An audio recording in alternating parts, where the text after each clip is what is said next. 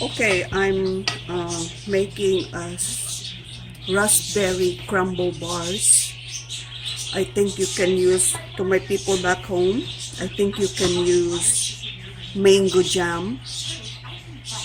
You can use it, you can make it yourself so it could be less sugar. I don't like it too sweet. But anyway, I'm using a raspberry, the one that I made. And I'm going to make a crumble bars. But anyway, these here, these are 3 cups of rolled oats. I use this kind of oats. See, I don't like the one that like the Quaker oats. I think Quaker oats make this kind of oats too. I don't know, but I bought this in Whole Foods or something. But anyway, 3 cups of this. See, it's big. It's not like ground. But anyway, 3 cups of that. And then 3 cups of flour. And 1 teaspoon of baking powder. And 1/2 teaspoon of salt. I just put it there. And then sugar, brown sugar. Now when you put the brown sugar, when you put it like that,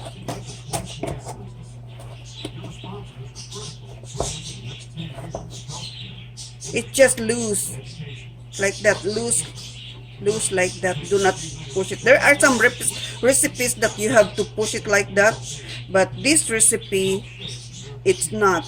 Loose 2 cups brown sugar, loosely packed. See, loosely packed. It's already here. So birdies, you're too noisy, birdies. And then 1.5 cups melted butter. I use the salted butter. And then put it there, mix it together, and then I'll be back.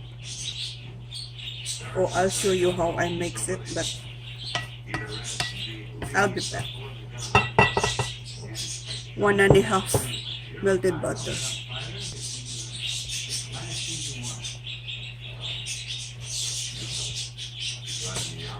I'm doing this the old-fashioned way because I don't have the mixer like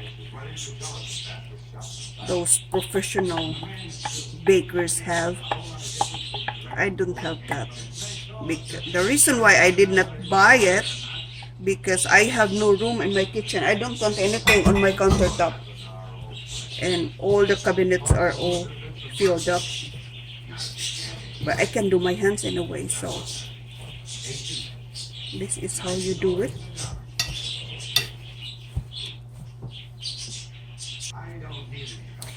And also, the reason why I do it by hand, because what if time comes that it breaks and then I could not buy anymore? Because you know, I'm getting old, and then money is scarce, and I could not buy any more mixer. That's very expensive mixer. And I bake a lot. I should buy that, but I prefer not to. But to those who don't bake a lot, just don't buy it. You know, it gets dusty in your cupboard or in your counter. You're just wasting money. See? This is it.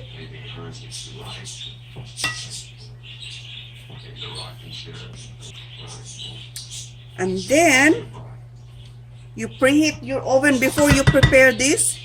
You preheat your oven at 350 degrees. And then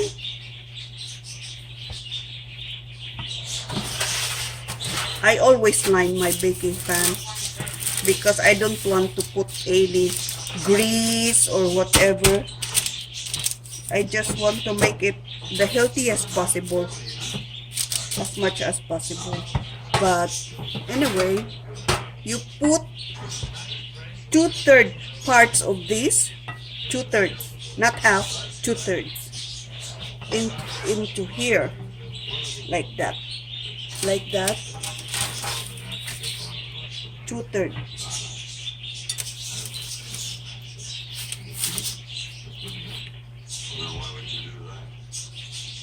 Yeah, I think that's 2/3. Do you think that's 1/3? I think that's 1/3. Yeah. The more topping, the better. This is just the what you call that? Oh boy.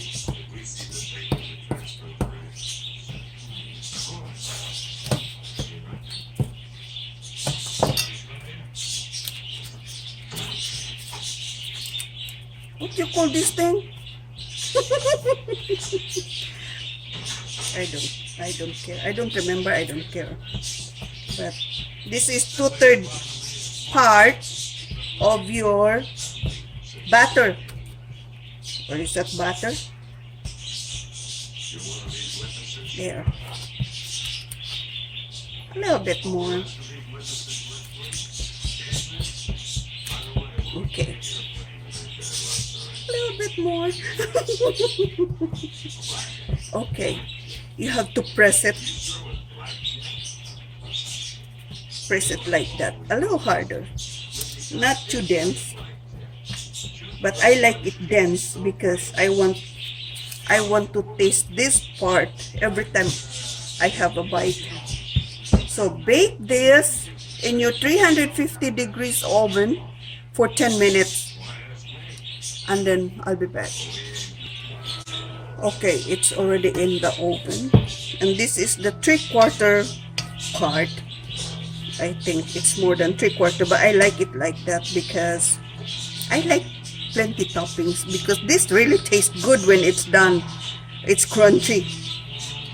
Crunchy and a little bit sweet. Like you are eating granola bars or something. Those health bars you buy at Whole Foods or wherever. But I'll show you later how I do it. Do you guys remember I made this a few days ago? This is my raspberry jam. You know, this raspberry only comes at fall. For my people back home, they don't know what is raspberry. FYI. This you can harvest this at fall. So, this raspberry I had last year or 2 years ago in my freezer, and I forgot. That's why I made it this time. So, I'll show you how I do it when I come back. Okay, 10 minutes. 10 minutes from the oven. I mean, yeah, I baked this for 10 minutes.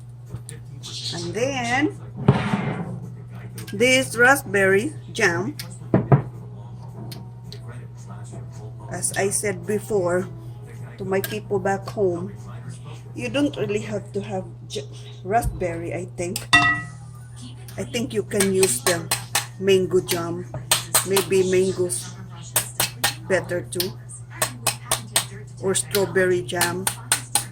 Or whatever jam you have. Maybe guava jam. Guava jelly. No, that's jelly. Should be jam.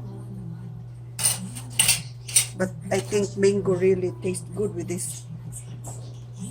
So, I don't measure it. I just do it like that. See the jam? Jam is soft.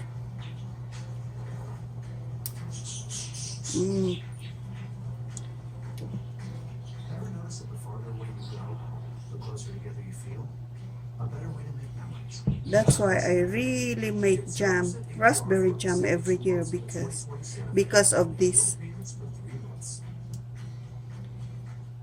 This is expensive at Starbucks.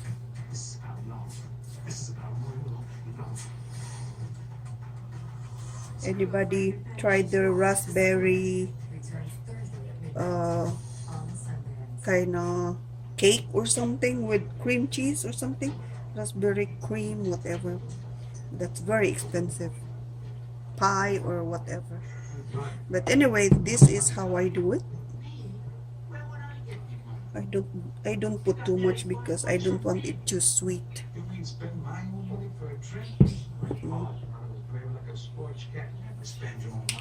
Pick, pick, pick. There you go. And then put the rest of my mix on top.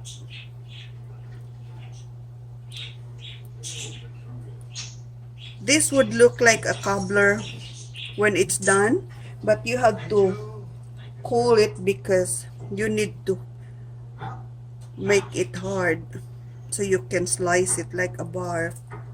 But you can eat it when it's hot, like a cobbler, crumble cobbler or something like that. Oh, you know, if you can to my people back home, if you can find fruit filling, canned fruit filling in the market, I think you can use that. They have blueberries or strawberries. Yeah, the one you put in the pie, I think that you can use that.